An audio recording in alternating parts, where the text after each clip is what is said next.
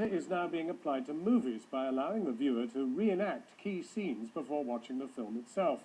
Immersive cinema combines trained actors, actual sets, and a willing public to recreate scenes from Hollywood classics. It is the latest in a series of immersive showcases for those who want a more interactive experience. Our culture editor Matthew Kane has been getting interactive. I feel the need for speed. It was one of the most popular films of the 80s, making Tom Cruise a huge star and bringing aviator sunglasses back into fashion. Easy, sir. Sir, yes, sir. But now Top Gun has been recreated on a plot of disused land in London's Canary Wharf. And this weekend, 4,000 members of the public turned up dressed as characters from the film to mix with actors on replica sets and live through their own personal Top Gun experience. The mini festival is the latest production by live events company Future Cinema.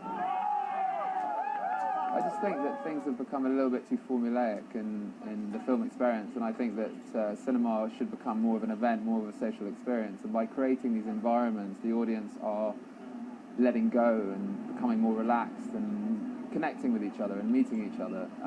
Whereas I think in normal cinemas you don't get to have that social experience.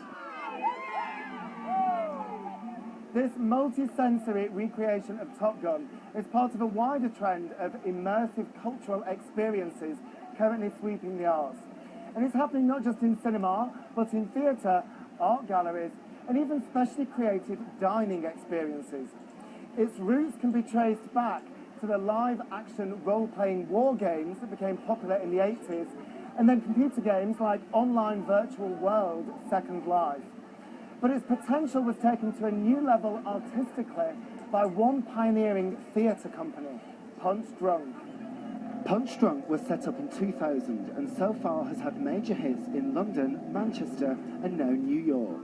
Like Future Cinema, it creates fictional worlds inviting audience participation over vast spaces. But it focuses on maintaining a high level of individual interaction between actors and audience. I think we live in the age of the internet where everything's so accessible. Everything's a couple of clicks away with a finger. So that means you can have whatever you want. But equally, it's totally impersonal. There's no actual emotional connection anymore, or it's very much removed. And maybe audiences are craving that sort of experience that's theirs and theirs alone.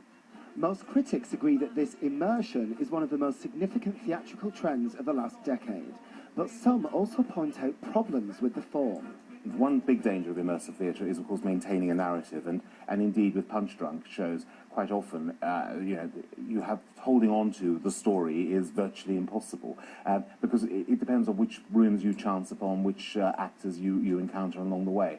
So there is a big challenge with immersive theatre to not only keep it fresh, but also to keep everybody in the same room, as it were, even though you're in 100 different rooms.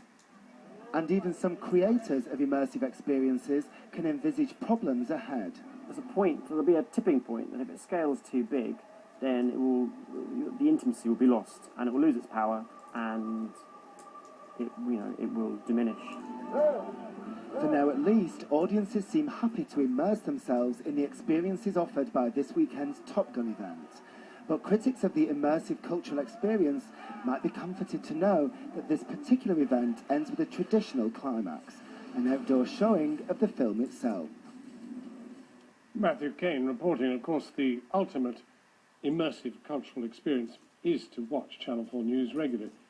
That is Channel 4 News. An independent inquiry is to investigate claims that Britain's security services